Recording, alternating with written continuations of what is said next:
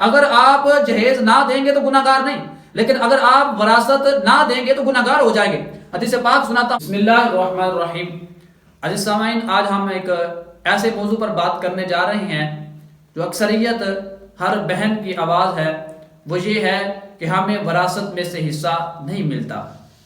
سامعین محترم، یاد رکھیں کہ اسلام نے وراثت کا نظام انسان کے بنائے ہوئے اصولوں پر نہیں چھوڑا، بلکہ اللہ تعالیٰ نے خود قرآن پاک میں اس کی تفصیل بیان کی ہے کہ والدین اور رشتہ داروں کے ترکے میں سے مردوں کے لیے حصہ ہے اور عورتوں کے لیے بھی حصہ ہے، تھوڑا ہو یا زیادہ یہ حصہ اللہ تعالیٰ کی طرف سے مقرر کیا ہوا ہے۔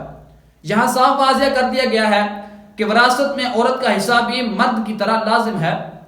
آقا علیہ الصلوۃ والسلام کی حدیث پاک ہے، فرمایا کہ اللہ تعالیٰ نے ہر حقدار کو اس کا حق دے دیا ہے، اس لیے وارث کے حق کو روکا نہیں جا سکتا۔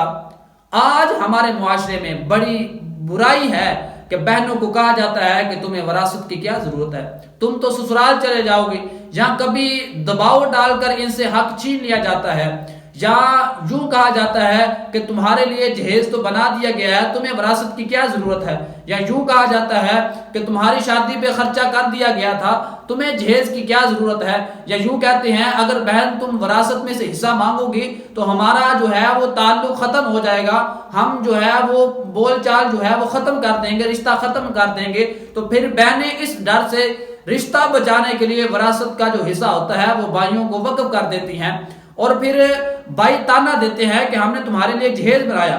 یاد رکھیں یہ جو جہیز دینا یہ لازم نہیں ہے، اور جو وراثت ہے یہ ضروری ہے، یہ لازم ہے۔ اگر آپ جہیز نہ دیں گے تو گناہگار نہیں، لیکن اگر آپ وراثت نہ دیں گے تو گناہگار ہو جائیں گے۔ حدیث پاک سناتا ہوں، آقا علیہ الصلوۃ والسلام نے ارشاد فرمایا کہ جو اپنے وارث کو وراثت سے محروم کرے گا، اللہ تعالیٰ قیامت کے دن اسے جنت کی وراثت سے محروم کر دے گا۔ سوچیں کہ دنیا کے چند ٹکڑوں کے لیے، دنیا کے مال کے لیے، دنیا کی دولت کے لیے ہم جنت سے محروم ہو رہے ہیں، یہ انسان کے لیے کتنا بڑا خسارہ ہے۔ اس لیے ہمیں چاہیے کہ ہم بہنوں کو پورا جو ہے وہ حق دیں اور حقوق العباد کو اچھے طریقے سے ادا کریں۔ اللہ کی بارگاہ میں دعا کرتا ہوں اللہ تعالیٰ عمل کی توفیق عطا فرمائے۔